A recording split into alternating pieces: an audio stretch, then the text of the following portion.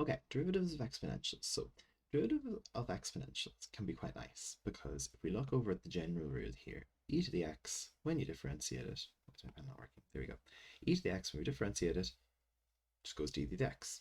Okay, if we have e to the power of ax, it becomes a e to the power of ax. And how that kind of happens, we can figure out by following the rule on the right here. So again, same as we did with the trig ones, this rule that I've written is just a kind of summary of our chain rule, but we do the derivative of the exponential. So the e to the ax goes to e to the ax, and we multiply by the derivative of the expression in the power.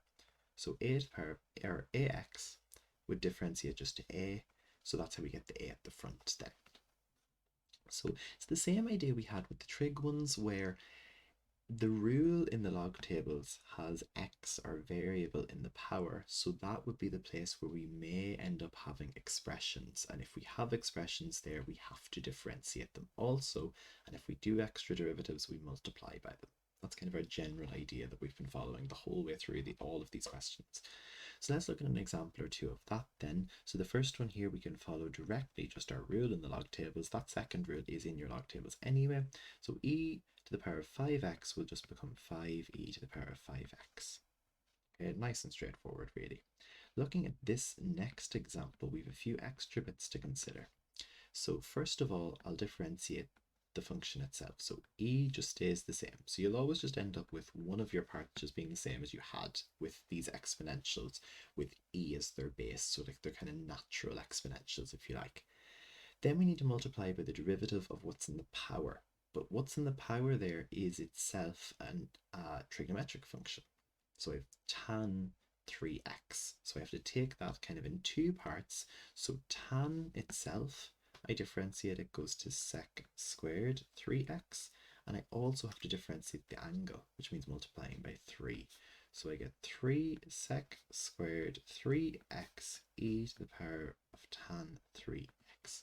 So a complicated kind of looking question, I suppose, but just take it slowly, follow your derivatives the way we normally would, just being careful, say with that one there, that because we're doing the tan 3x in the power, that we don't forget about doing the angle part also.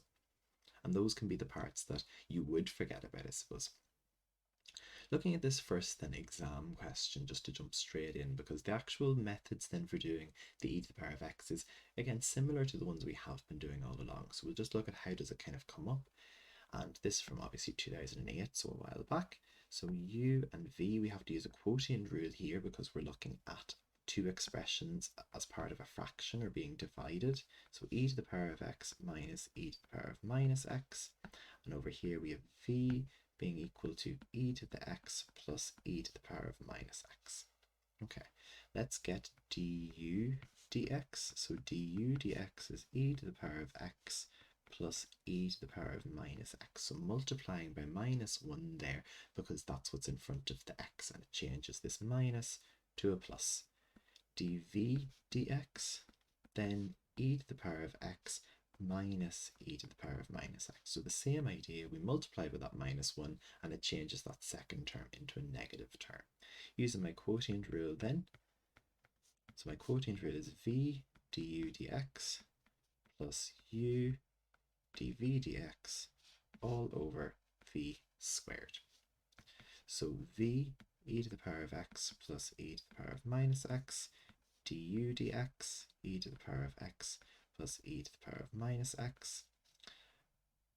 Should have a minus in here, minus u, which is e to the power of x minus e to the power of minus x. Okay, we have a lot of similar expressions going on here, so we're going to have to be careful and make sure we're just being careful with our signs, particularly here. Multiplied by dv dx, which is e to the power of x minus e to the power of minus x. And it's all over v squared, which is e to the power of x plus e to the power of minus x, all squared. Now, the end result we want to have is this at the bottom of our fraction, so I kind of know looking straight away at this that I'm not going to be expanding that because there's no point. That's the format I want to have it in. So let's take this full expression here. We'll take the whole box to sort this out. So e to the x times e to the x is e to the 2x. We add the powers. Okay, adding x minus x just gives me 0, so that gives me 1 plus another 1 here plus e to the power of minus 2x. We're going to have something similar happening here. I'm going to leave that minus there for a second. I'm just going to sort out the brackets first of all. So e to the power of 2x minus 1 plus e to the power of 2x. Okay, and all over our initial function that we had here, e to the power of x minus e to the power of minus x squared. Let's organize these parts here. So we have e to the power of 2x plus 2 plus e to the power of minus 2x minus e to the power of 2x plus 2 minus e to the power of minus 2x here. Okay, and all over again my e to the power of x minus e to the power of minus x squared. Okay, we've a lot, again, it all comes back just to algebra. So looking here then, we have e to the power of 2x and minus e to the power of 2x. We have e to the power of minus 2x minus e to the power of minus 2x. So I get my 4 over e to the power of x minus e to the power of minus x squared as required. So again, it does come down to algebra. So this is where, even with our differentiation, we're not safe from needing to know our algebra rules. Here we need our indices rules, so making sure that we're kind of fluent with all of those rules is really, really, really important. Looking then at this next example, so this paper, we're going back now to 2002. It's always good to kind of get back to some of the earlier papers. Show that the second derivative is equal to the initial function when the second derivative, where this is the second derivative. So they kind of explained to you there that f with the 2 dashes was the second derivative. And I think we did a question like this in class already as well. So I'm going to start by rewriting my function, and I'm going to just factor out that half there. Just going to factor out my half just to make things a little bit easier for myself, I suppose, or as easy as I can. Alternatively, we can kind of distribute the half across, but it doesn't really matter. So let's get our first derivative here. So it's going to be half times, and I'll differentiate each of them in turn. E to the power of x just goes to e to the power of x. My e to the power of minus x, I multiply by minus 1. Okay, so e to the power of minus x, keep the function the same, and multiply by the derivative of the power, which is minus 1. And that gives me my minus e to the power of minus x. We saw that in the first question. Finding my second derivative then, I just do the same thing again. E to the power of x stays the same. This time, multiplying by my minus 1 returns it back to a plus, which is the same as the original function.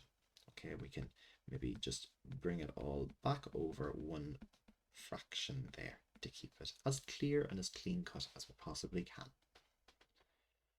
So we've got now our first derivative, our second derivative there being equal to our function. We've cleared that as best we can. Let's look at this example here now. So this is a different type of exponential. So we said when we looked at the trigonometric ones there that in our log tables, a generally represents a constant, just a number. So these are questions where we might have 2 to the power of x, 4 to the power of x plus 2. Okay, we could have expressions in the power. And our rule is a to the power of x goes to a to the power of x ln of a. Okay, nice straightforward rule. We can just apply the rule. Obviously, we know if there's an expression in the power, we will multiply by the derivative of that also, okay, as we always have done. So 3 to the power of x goes to 3 to the power of x ln of 3. 3 times 2 to the power of x goes to 3 times 2 to the power of x ln of 2. Okay, so fairly straightforward again there. And the last one then goes to 2 to the power of 2x minus 3 times ln of 2, and I must also multiply by the derivative of my expression up here, which will just be 2. Okay, which will just be 2. So if I want, I could bring that all together, because this is 2 to the power of 1. It gives me an answer of 2 to the power of 2x minus 2 ln of 2. Because these have the same base, they're both 2 to the power of something, we could actually bring the powers together and add them as we normally would. So we need, obviously, to be able to do our general exponentials like these ones. Our exponentials are kind of natural exponentials, or e to the power of, and we're going to look also then at our log exponentials. Then we'll do that in the next video. But the main thing to remember, do your derivative of your exponential, which in most cases is just going to stay the same. but also derivative of the expression in the power if there is an expression in the power. Obviously, there's not always, we saw in a few of the questions there isn't always. Sometimes it is just as simple as it just being a minus, but it's just being kind of prepared for those different parts, okay, and prepared to kind of tackle all of the questions that you could get in terms of your exponentials.